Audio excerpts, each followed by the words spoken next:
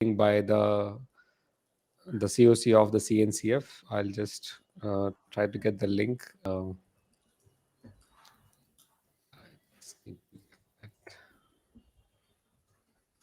Make sure that, yeah.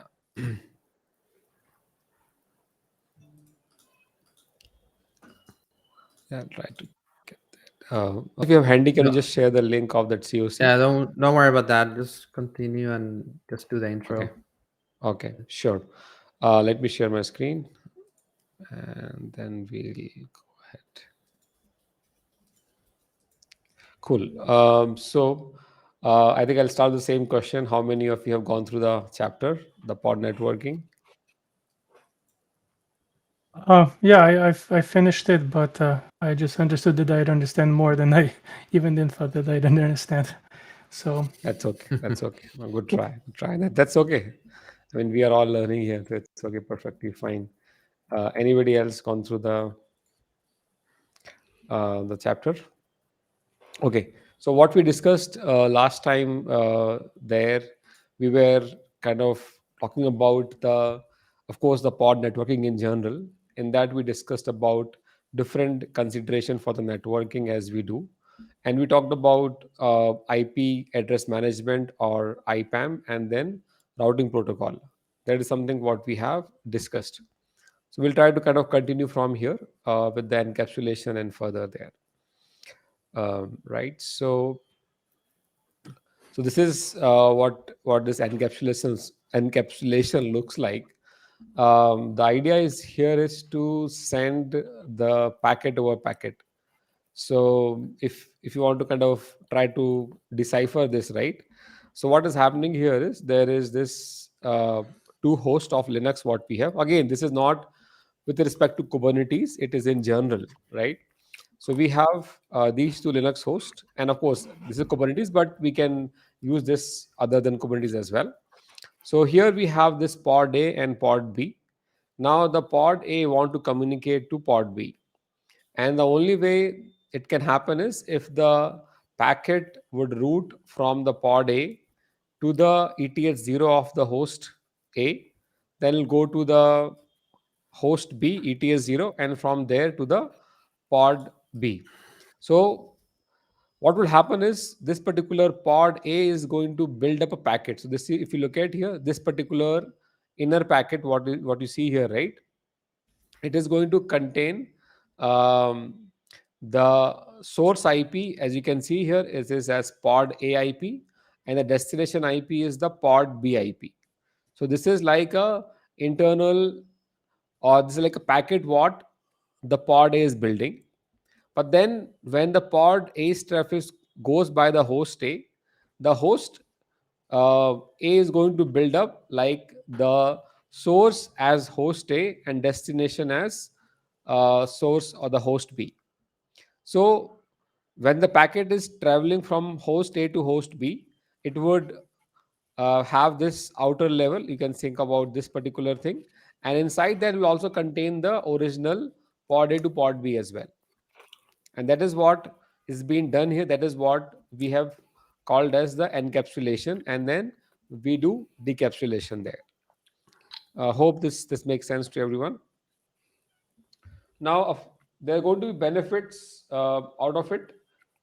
Benefit is like that, of course, you are doing it, you are able to enable the connection between the two machines, or and you are able to connect, or you are able to make the connections between the containers of two machines if they are connected in general, right? We don't require any additional hardware or software. As long as they support VXLAN, we are all good here. So that is the benefit, that you're not requiring anything additional. But of course, uh, there are challenges as we use encapsulation, decapsulation. First of all, it is going to incur a cost, right? Because we first do the encapsulation here and then do decapsulation here. So for every packet which is going over, this is happening. That is one part. Then it would be harder to understand. So as you try to debug some issues, it would be difficult to understand. And then the packets would be larger because it's going to contain packet inside the packet. Correct. That is what has been mentioned here. Any questions here or any other points you want to add here?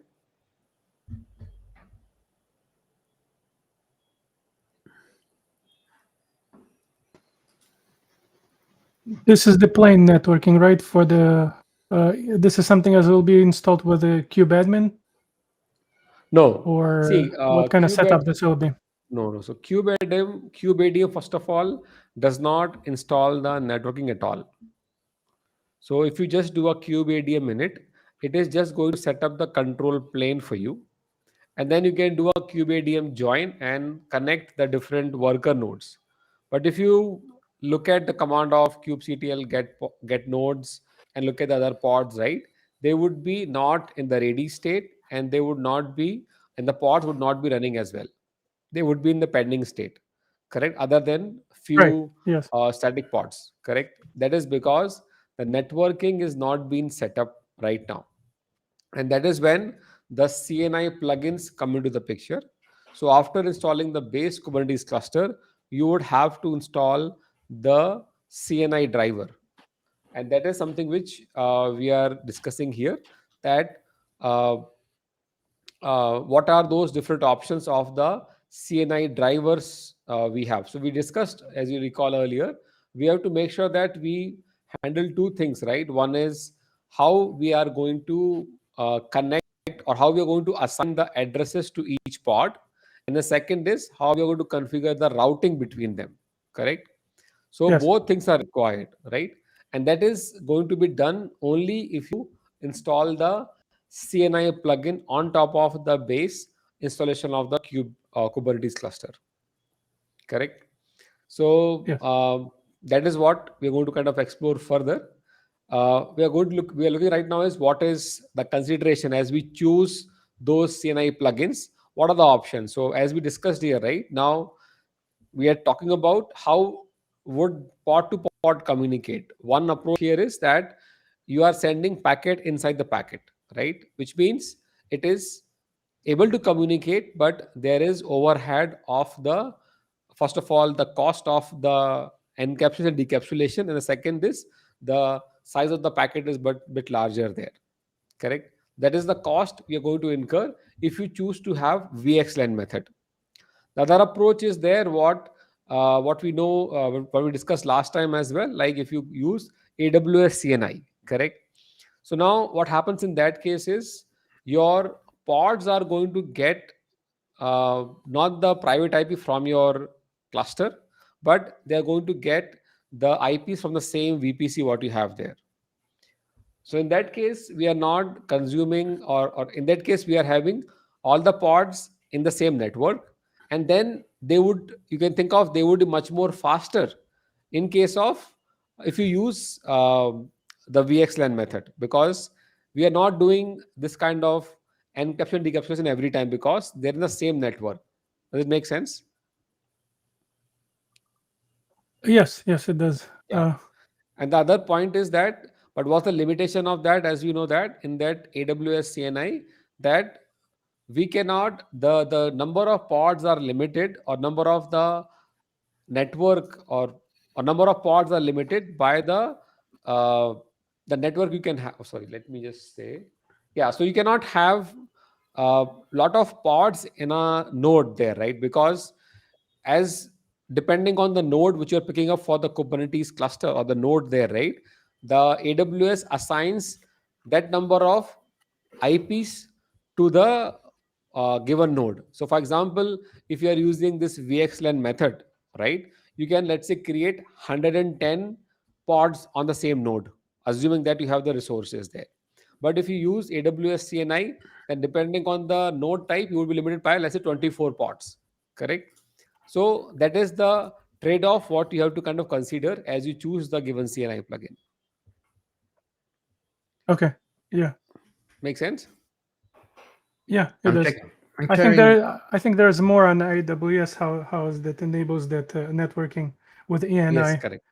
Yeah, Yeah. we have it at the I bottom. shared that Yeah, go ahead, link on Farooq. the number of pods. Yeah, I perfect. share a link to the, if you're interested in knowing how it works on EKS, VPC CNI. I share the repo to how we configure the worker nodes, and it has files and scripts to configure, like calculate how many pods you can have um, in a node based on the number of ENIs, and then how many slots are available in the ENI. So yep, you can ping maybe one more information, but Yeah. that you can find all the information there. Yes, I got it. Thank you. Thank you, Carlos. Thank you. Okay. So then the next part is the workload routability that I think, as the name suggests, right? How we would eventually go back to our applications, right? So, for example, when we are deploying our applications inside the pod, right, we would need to eventually reach there, and that is what I think this um, particular topic, or the subtopic means here, right? So first of all, we understood that in most cases we are going to have the private networking done inside the Kubernetes cluster.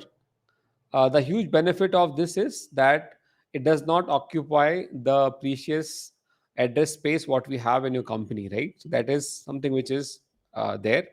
But as the pods are not directly routable, we have to figure out some way by which that traffic can come from the nodes to your pods. And that is where the ingress would help. And I think this was covered better in the next chapter when we discuss.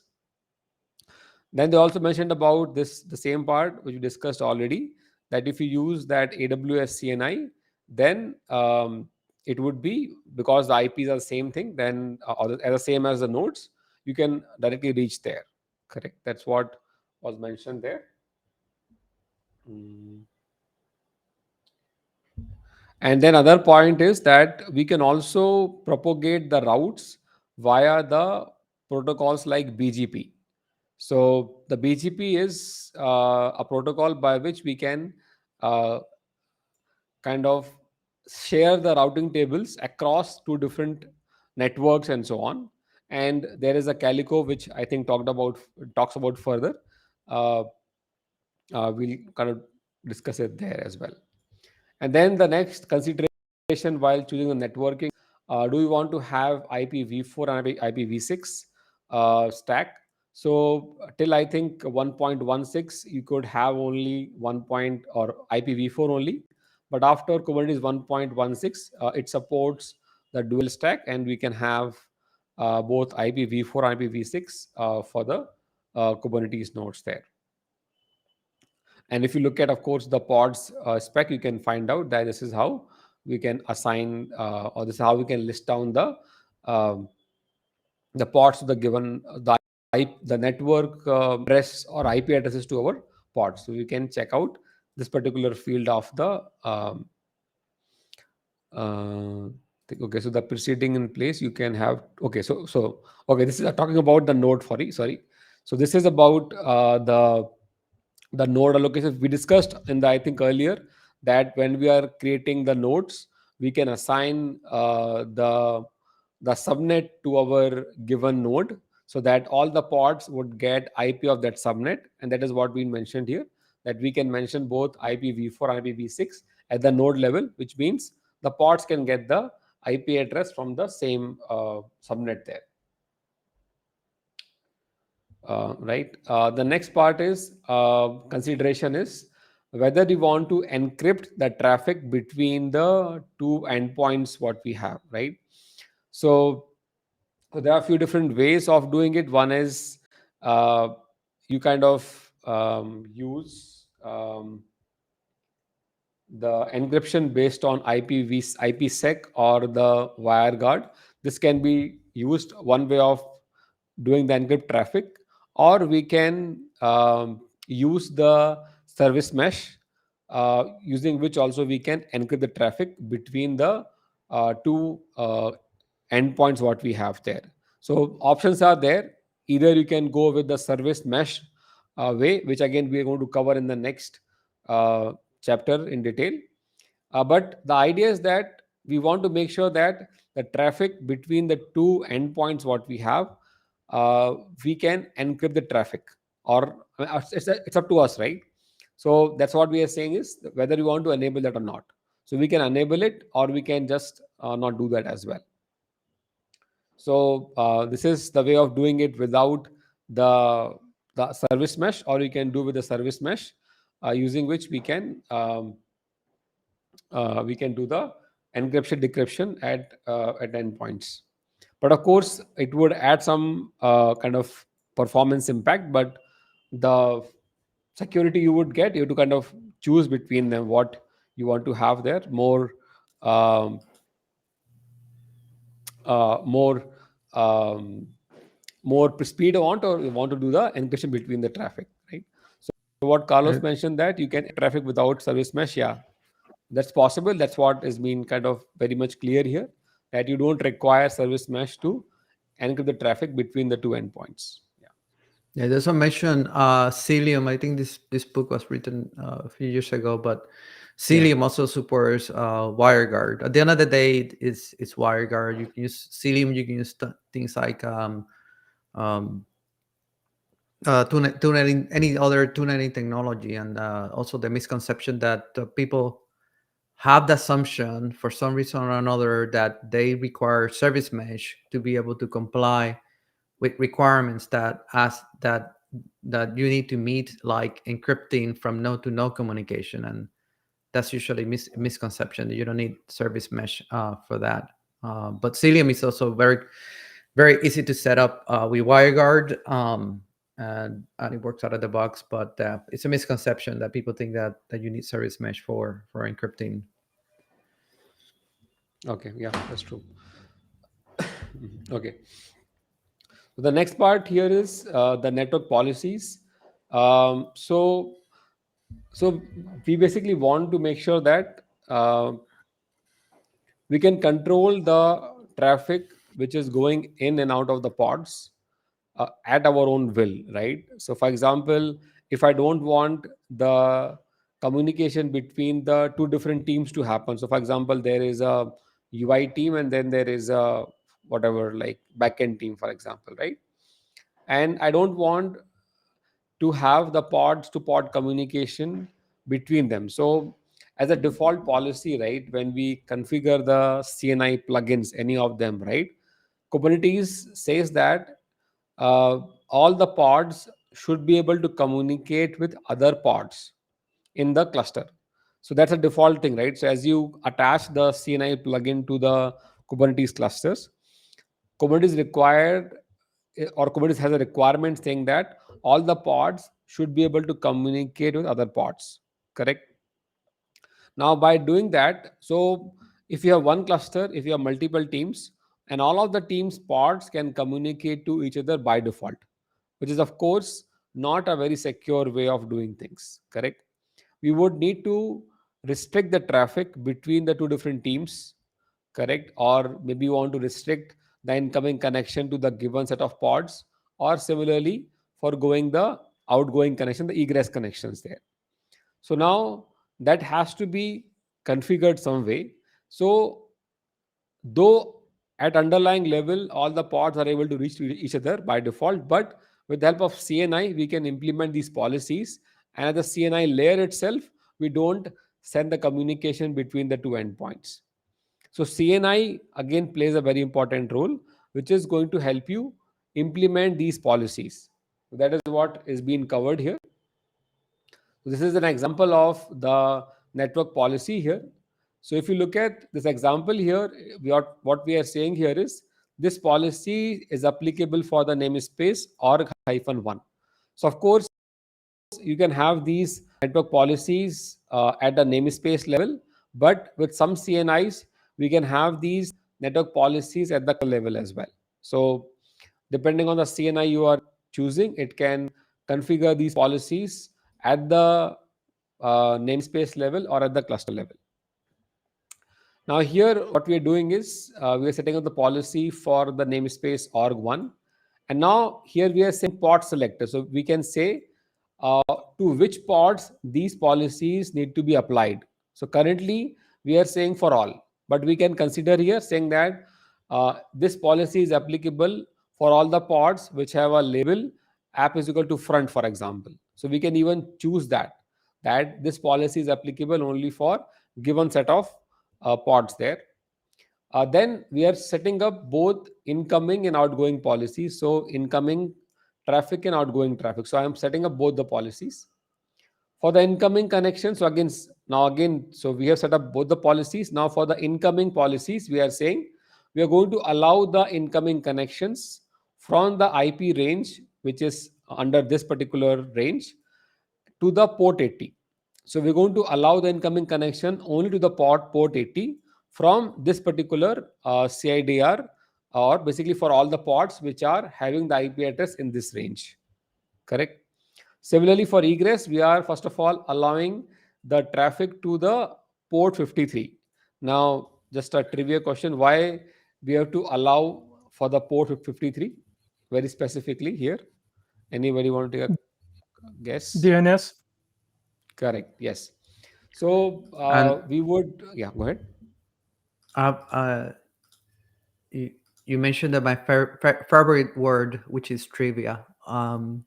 So can I put protocol here, TCP 53 or not? Does core DNS support TCP and UDP? I put one or both?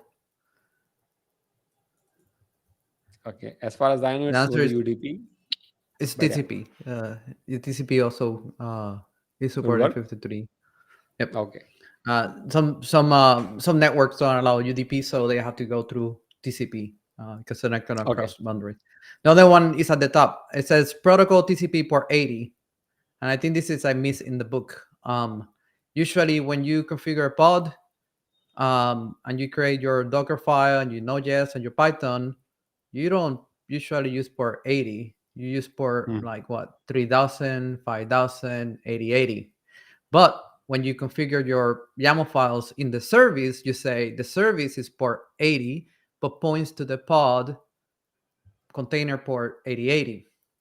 So trivia is, if I have a service that has say port 80 that points to a pod that is 8080, which number do I put here? 80 or 8080?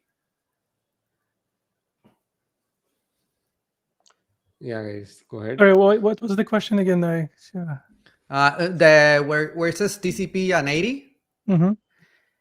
if you deploy a I'll pod try to and a pixelize service, that. and the service points, the service Kubernetes service says that is its port is 80 and the target port is 8080, meaning that the pod is 8080. What is the number that counts when you create a network policy? The service 80 or the pod 8080? Service.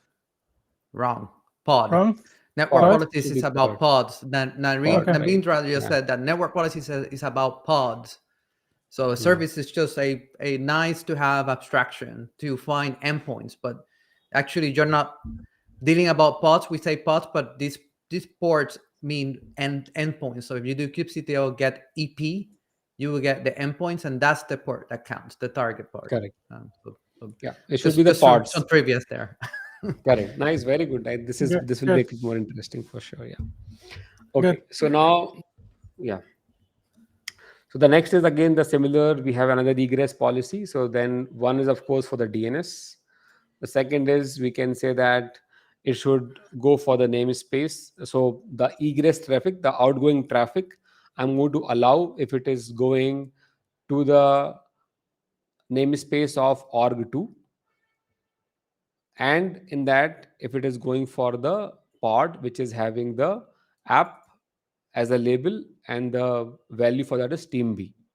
So that is what we are going to allow the traffic. So this egress rule limits the sending connection to packets destined to for workload in the org2 namespace with the label team B. So that is what is required. So only when these two things are matching, the outgoing traffic would go from this particular pod to that the endpoint what we have here. Correct. So again, the network policies are very important to configure. This is like first thing we should do to have the security in place in our environment, right? And I think it may come later. I think we already discussed about one of that Cilium editor last time, which I think link would be there on the document what we have here. So Cilium has a very good editor which you can use to build some of these interesting network policies there. Okay, so the summary for the overall consideration of the networking is what we have mentioned here already. We discussed them. So once you have answered all of these questions, uh, how do you want to allow the traffic to go between the two pods? How do you want to assign the IP address to the pods and so on? So once you have all of these questions answered, then you can choose the next part is the resulting or what CNI plugin work best for you. And there are so many of them um, which basically which are there, and they have again their own properties. So you have to choose one which suits your requirement best there. Okay. Um, so before I jump into that, I just want to quickly bring it one presentation which I had made earlier for one of my sessions. So that I think would clear some of the stuff and make our learning much more easier, right? So so let me just, okay. So before that, I just want to quickly get into one thing. Let me see if I can. I'll stop share the terminal, other screen there so that I can share a few more things.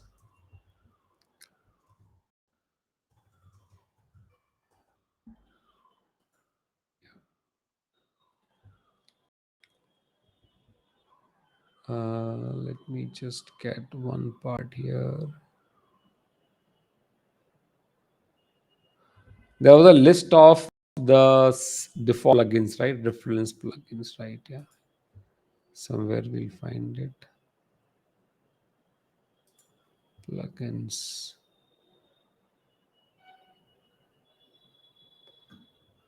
Okay, let me just simplify a bit further. So what I'm saying is, so once our cluster has come up, we would need to assign the IP address to our pods. That is the requirement what we have, and the similar to the way we have the plugin architecture for what we discussed about the storage earlier and the runtime earlier, right? Similarly, we have the interface for the CNI. So CNI is again a standard, uh, and we have different implementation of that as a CNI plugins. Some of these CNI plugins are default plugins which comes there, like for example, the bridge, right? And some other plugins are there. And then you can have other plugins which are custom made, and all of these are having the same, of course, the endpoints through which we can connect the plugins to our Kubernetes cluster. Correct? And there are these different functionalities like add, delete, check, version. So these are the commands which we are going to pass to the CNI plugins to get the IP addresses to our pods. Let me try to get that. Yeah, I think this one. I'll just go over. Yeah, this one slide quickly. Yeah. So what happens is the CNI plugin what you have. So we install these CNI plugins as a daemon set on our nodes what we have. Now when the request comes to create a pod on the kubelet, right? Do a pod creation. The kubelet is going to set up the pod, and it just creates the network namespace for it, right? And then it is going to send that add command which I discussed about, right? Add, delete kind of commands are there. Then the kubelet is going to send the add command to the CNI plugin, and this plugin is going to look at the configuration, that what is the config is being given to me, like what is the pod CIDR is going to be for this particular node, and all of that information. With that, it's going to create an ETA0 interface and assign the IP address to that particular namespace what we created. This is how the flow works, right? The kubelet works with the CNI plugin to run the commands like add, delete, and other commands there. that is how it is going to come into the existence. um, yeah. Okay, great. So with that, I think we can go back here. That was mentioned here. And what I was telling you, some of these default plugins, as you can see here, the bridge, right? So and then this IPAM. So these are some of the built-in plugins what we can add, right? And there are more features to it, so not just these. Like for example, if I want to control the quality of service between the my network, right? So for all of these things, there are different plugins that have been created, and these can be chained together. So CNI plugins, as I was mentioning, that there are some default ones and then you can create custom ones, and we can chain all of these CNI plugins one after another, and that's how we would get different functionalities as we create the networking for our pods there. Hope it makes sense. Okay. The next is how we are going to install the CNI drivers.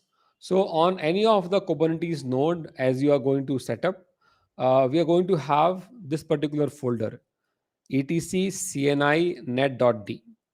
Now here you see this number, right? This number plays a very important role. So I can put up multiple CNI plugins in my system, right? But whichever the CNI plugin configuration have the lower number, that is taken into effect. So though you can install multiple CNI plugins, and all of them would get installed by some means by copying the binary some location, but which particular plugin is going to be active, that is going to be dependent on the number, or basically if I'm going to sort it out, what I'm going to get, that is what um, it's going to be taken into account here. So only once the right CNI plugin is being configured with the right number there, we can see that our pods are going to come up. Correct. So as you can see here, some of these pods are running, but then core DNS is not running until we install the CNI plugins. As we install the CNI plugin, then it's going to come up ready for sure. Um, um, Now, I hope you understand that why some of these pods are in the running state and why this is in the pending state, right? Anybody has any doubt on that? Why these pods are running by, but while and why we are waiting for core DNS to come up without networking?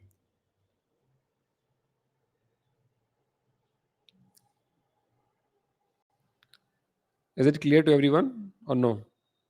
Please feel free to ask. It's okay. Yeah. I think because is the other ones. I want to say the static Yeah. they're Correct. Of course. static pods, but more than that, I think it's because they're host network. So Yeah. since they're host network, they don't require an IP to be assigned to the container, and then that's why, yeah, go ahead and do your thing because they're host network, not necessarily they're static. I'm not 100% sure, but but the core DNS is doesn't specify host network, and by default it means like I need an IP, so it's just waiting there. Right. Right. Yeah. So CoreDNS is waiting for the CNI to come up, but while other pods can come up, and because they are set up the host network is true, that is why they are up. That is what I think I also read it somewhere there. Yeah. So so once we pick up the CNI plugins, and this is the thing which I mentioned already in the previous diagram. It was not so clear here. That is why I picked that particular diagram which I created. That our request go to the kubelet. Based on the kubelet, we'll talk to the respective CNI plugin, and then we get our pods to an IP address there. Okay. Now there are different plugins are there. Primarily, or I mean, we can say some of them. The topmost one are Calico, Cilium, then AWS CNI, then we have Multus, and some others, and there are so many others as well there, cube routers and other as well. So and of course all of them are there to give the IP address to your pods, but how they would give it and what features they're going to enable, it is completely dependent on the respective plugin um, plugin code, whatever is being written at the bottom at there, right? That's what is there. So for Calico one, right? So Calico one can work in different modes. That is what been mentioned here. So as you can see here, it is saying that the Calico is saying no encapsulation of packets, which means all the pods can communicate to other pods in the network. Of course, they can because of the CNI plugin, but at the same time, they are aware of the route of the other pods as well. That how would I reach there? That's a very important point. One is getting the IP address to your pods. Second is how the given pod can reach your destination pod on the other host and so on. Correct. So when we are using this BG pairing, what happens? The routing information of all the nodes and so on is available with every node. So when you install Calico, as you can see here, there are two components are there. One is Felix, other is Bird. Correct. So Bird is something which is setting up the peering of BGP. That again you can read the BGP on another time. So BGP is the protocol which is, as said, that would help us to share the network information across the different network nodes and so on. So that's what this is. So BGP is helping us peering the different nodes there, and the Felix is going to make sure that route information is available to everybody. So as we run this particular Calico, this BGP, so the Felix and the Bird does their work. And by doing that, the pod running on this particular would know exactly if I go to the other node, how can I go? I don't have to kind of go with that packet over packet and so on. Correct? That is what the benefit of BGP peering. But then, of course, you can have the other mode as well. Okay, so maybe I think just 1 minute.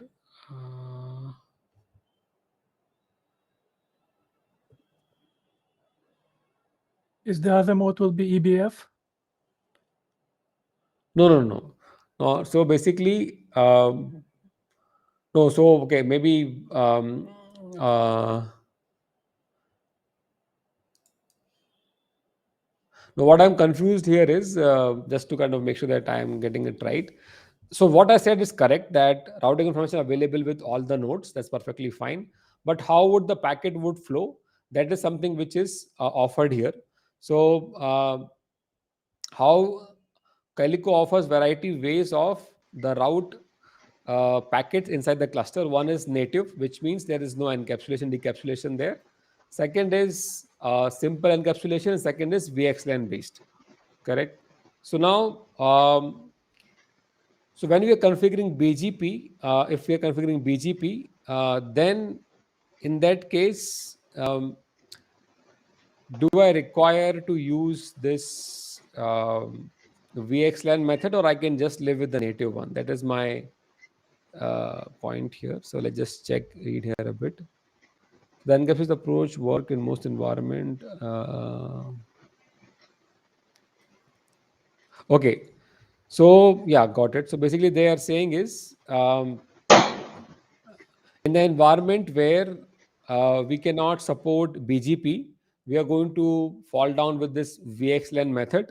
But if we are able to use or configure the BGP between the two endpoints, then we can use that and live with the native method. That is what is being mentioned here. Okay, so it depends on how would you do that. Now there is a combination also, like in this case, if there is a router in between, correct? So what is happening is, or where you cannot configure the encapsulation, then like here in this case, right, we have subnet A, subnet B. There are few nodes are here, and there are subnet B, few nodes are there. Now, between the given subnet, they are communicating over the native way, correct? But if they are going over a different subnet, then they're using the encapsulation method. So depending on how the nodes are there in your cluster, like some nodes are on the subnet A, some are on the subnet B, then we can use the combination of this as well, right? So again, this is what an overview of this. The next is the Cilium way. So Cilium is a networking CNI plugin which utilizes the EPBF. So I'm not sure how many of you are aware of EPBF. Um, so CPBF is as the name suggests, right? Or the name is confusing actually. So it is not only for the network, but EPBF is more than that. So I'll just quickly share. I don't want to take too much of your time, but I have written one blog on it, and I can just share the link as well. Sorry, let me get this collapse.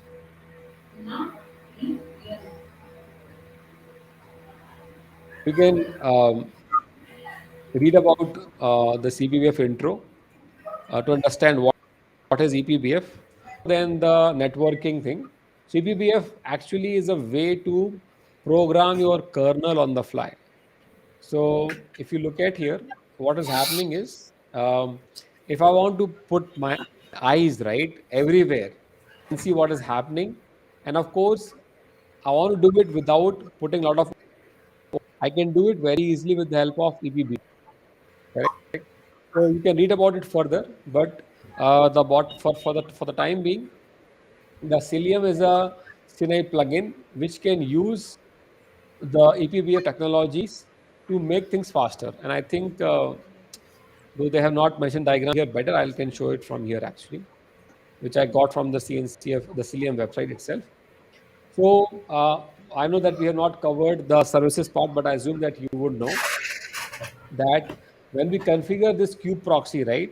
Kube proxy by default uses the IP tables plugin to connect the service to the pods and so on. I assume that you guys are aware of that. Uh, can I just mute? Uh, 1 minute. Yeah. Okay. Yeah. So what we're discussing here is the networking part. Yeah. So if I talk about the regular kube proxy, and if the kube proxy uses the IP table method, with the IP table method, we basically that help us set up the route from service to the pods and so on. So as you can see here, there are multiple ways by which I'm using the IP table to communicate between my uh, my in the networking of my pods there and so on my nodes in general, right? So if I use IP tables a lot to kind of check out every time, it's going to be a bit expensive.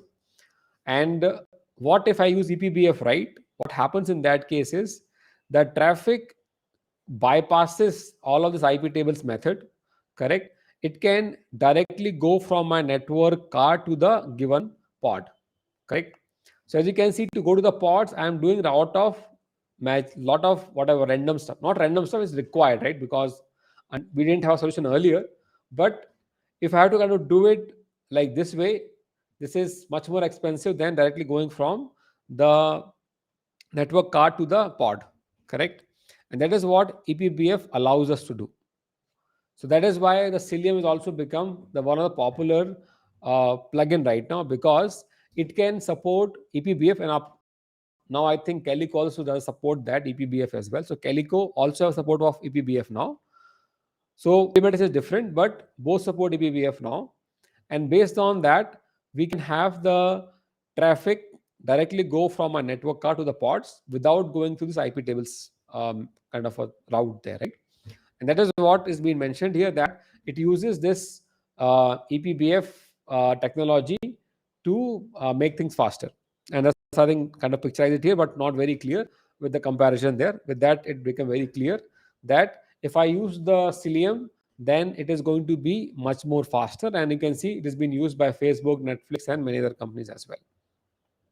And more about the APBF, you can check out that lab which I mentioned already on the on the chat there. The next one here is the okay. So Cilium can also work in a few different modes there. One is it can take the IPAM. So IPAM is nothing but assigning the IP address to your pod. So we discussed that, right? How do you assign IPs to your pods? That is done by the IPAM, correct? So now, uh, one way to use it, that Cilium handles both IPAM and routability. Second is we use the IPAM of the given plugin. So, for example, in case of AWS CNI, if you want to use Cilium in that, so IPAM would be handled by the AWS CNI, while the Cilium can handle the traffic routing to make it much more faster. Correct. So we can use the combination of we can configure Cilium in different ways where you are doing IPAM and the routability both, or you can do one. Correct. And we talked about multiple times about AWS VPC CNI, which is we discussed that, right? We are going to allow secondary interfaces to our nodes, and the nodes are going to get the secondary IPs, and that IPs we are going to give to the pods, and that is how it would work. Um, and yeah, that's about it. Unless we have any questions, then the last is we also support we can support the combination of different CNIs, and for that we have this Multus CNI plugin, which can connect or use multiple CNI plugins to give multiple network interfaces to the pods. So far we have been seeing our pods as a single IP address, but we can configure pod to have multiple IP address as well. In that case, we are using this Multus driver to manage different plugins. By that, we are going to give different IP address to our pods network there. Make sense?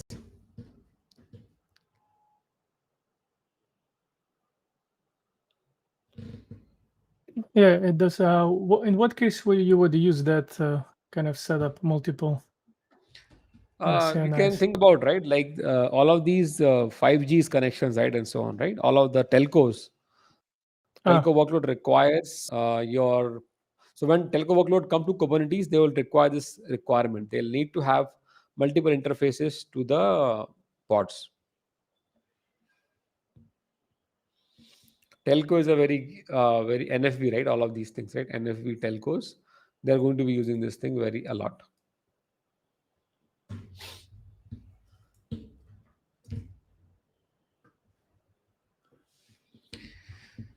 Okay. So with that, we of course come to the end of this particular chapter. Um, um, any other points which you want to discuss on this particular chapter right now? Yeah, is there any kind of like a guide or a checklist? How would you configure network policy for your cluster, or this is just something you would go on it use base cases? Okay, so you're saying that what are the best practices you are saying, right? Yeah. Okay, so for the best practices, there are based on the so basically the typically people start with deny all, correct? Yeah. And then they open up, of course, that the connection to the DNS, right? Core DNS, correct? And then based on the requirements, you will open up. So either you can go from deny all to open what you want, correct? Second is you basically look at your regular use cases, like whatever um, application you want to connect with, like backend, front end, and so on. And then you kind of start considering that okay, I want my app to connect this particular network or this particular subnet. I'll just open that. So Yeah. either you can go deny all, just open up, and then you can, or you can just say open up specifically. So both ways are fine. Okay. Yeah, because I just network policies and configuration just encountered during the exam when doing SKA, and it's basically what you say. That's how there was the use case. You close the there was you either have a namespace with a closed network, and you have to open up front end to the back end communication, and yeah, just that. I was just want to hear like what's in the industry accepted more, and what's the experience like with it, because I haven't used it yet.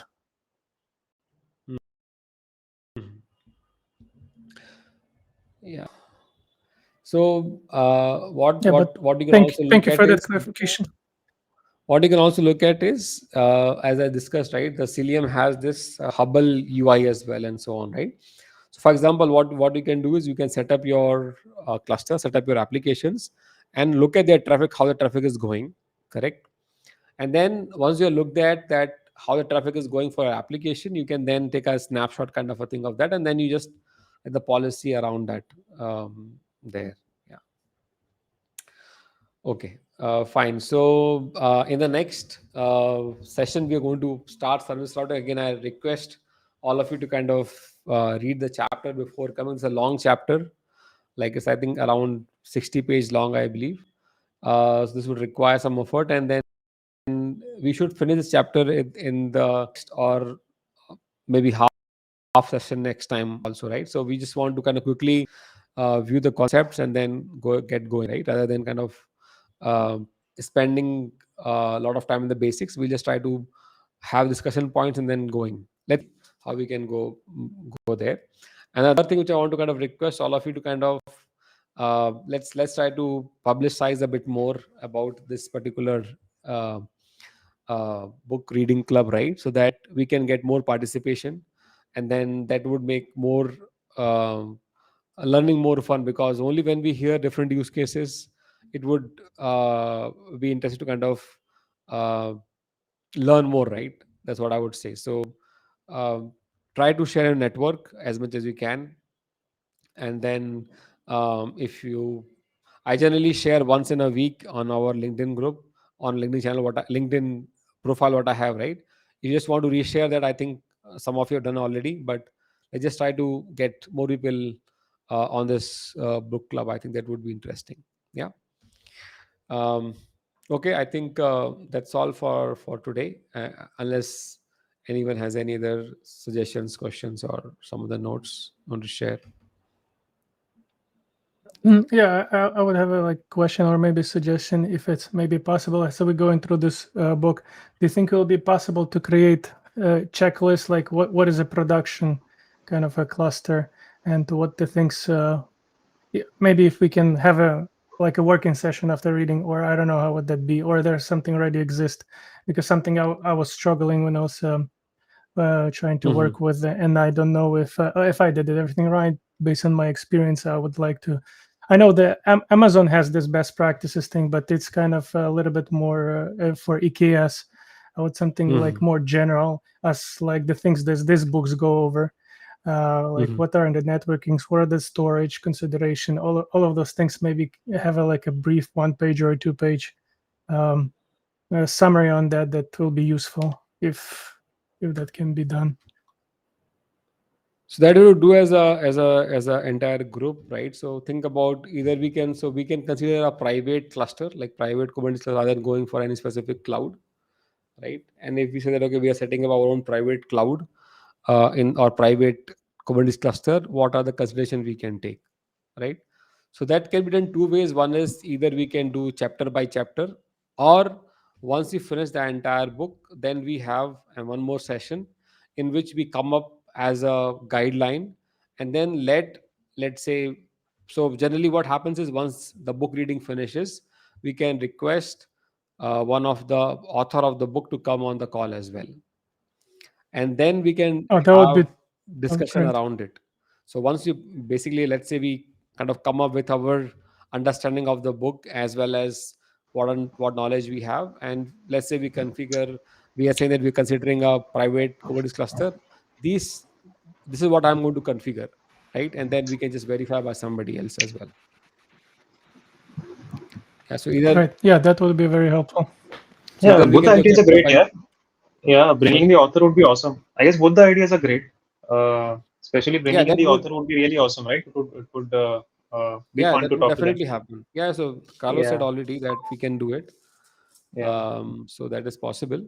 And of course, if Mm. we come up with that, there would be better idea, because if we come up with a checklist of our own, what we have understood and what we can, that would also kind of give more weightage, or kind of more interesting to kind of author to come and discuss about those points, right? Otherwise, it can just be a blank discussion. But if we bring that point, that sheet, and then have a discussion on it, will be much more better, I believe.